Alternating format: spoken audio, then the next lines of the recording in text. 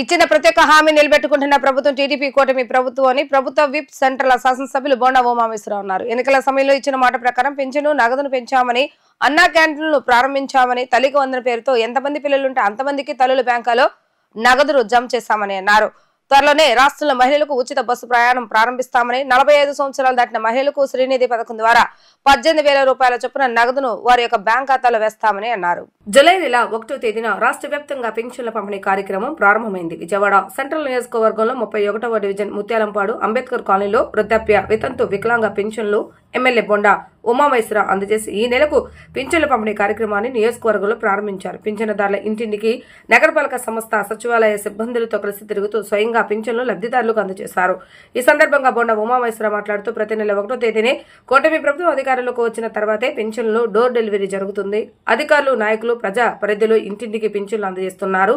చరిత్రలో ఎన్నడూ లేని విధంగా 200 రూపాయల పెన్షన్ను 2,000 రూపాయలకు పెంచారని, మరలా టీడీపీ ప్రభుత్వం అధికారంలోకి వచ్చిన తర్వాత పెన్షన్ 4,000 వరకు చేశామని అన్నారు. భారతదేశంలోనే ఈ విధంగా సకాలంలో ఇస్తున్న ప్రభుత్వం టీడీపీ ప్రభుత్వమేనని తెలిపారు. ఇచ్చిన ప్రత్యేక హామీ నిలబెట్టుకుంటున్నామని, అర్హులందరికీ పింఛన్లు అందజేస్తున్నామని అన్నారు. ఈ క్రమంలో డివిజన్ టీడీపీ అధ్యక్షులు గడ్డం శ్రీనివాసరావు, ప్రధాన కార్యదర్శి రాజేష్ వర్మ, నాయకులు మాలేద్రి, మాజీ కార్పొరేటర్ త్రిమూర్తి రాజు, పడమటి రామకృష్ణ తదితరులు పాల్గొన్నారు. ప్రతి నెల 1వ తారీఖు నాడే కూటమి ప్రభుత్వం అధికారంలోకి వచ్చినాక ముఖ్యమంత్రి చంద్రబాబు నాయుడు గారి ఆదేశాల మేరకు ఉదయమే 6 గంటలకే పింఛన్లన్నింటిని కూడా డోర్ డెలివరీ ఇంటింటికి వెళ్ళి మా అధికారులు, మా పార్టీ నాయకులు, మరి ఎమ్మెల్యేలు, ఎంపీలు అందరూ కూడా ఇంటింటికి తీసుకెళ్ళి పెన్షన్లు ఇవ్వటం అనేది గత సంవత్సర కాలంగా జరుగుతుంది. చరిత్రలో ఎన్నడూ లేనటువంటి విధంగా గతంలో 200 పింఛన్ని 2,000 చేసింది తెలుగుదేశం ప్రభుత్వం. 2,000 పింఛన్ని తర్వాత 250 రూపాయలు పెంచుకొని 3,000 చేసిన, ఇవాళ ఒకేసారి మళ్ళీ 1,000 రూపాయలు పెంచి 4,000 ఇవ్వటం వల్ల వృద్ధులకి, వితంతువులకి అది ఎంతో ఉపయోగపడుతూ ఉంది. ఇదే కాకుండా వికలాంగులకి 3,000 ఇచ్చే పింఛను గతంలో ఇవాళ 6,000 చెప్పాలి చేసాం. ఇది దేశంలో ఆంధ్రప్రదేశ్ ఇచ్చే పింఛను ఎక్కడా కూడా దేశంలో ఇంత డబ్బులు ఇవ్వట్లా. 4,000 పింఛను వృద్ధులకు, వితంతులకు ఎక్కడా లేదు. వికలాంగులకు 6,000 పింఛను ఎక్కడా లేదు. బెడ్ రీడెన్ వాళ్ళకి 10,000, ఇంకా కిడ్నీలు అలాగే కొన్ని సమస్యలు ఉన్న వాళ్ళకి 15,000 రూపాయలు పింఛను ఇస్తాం.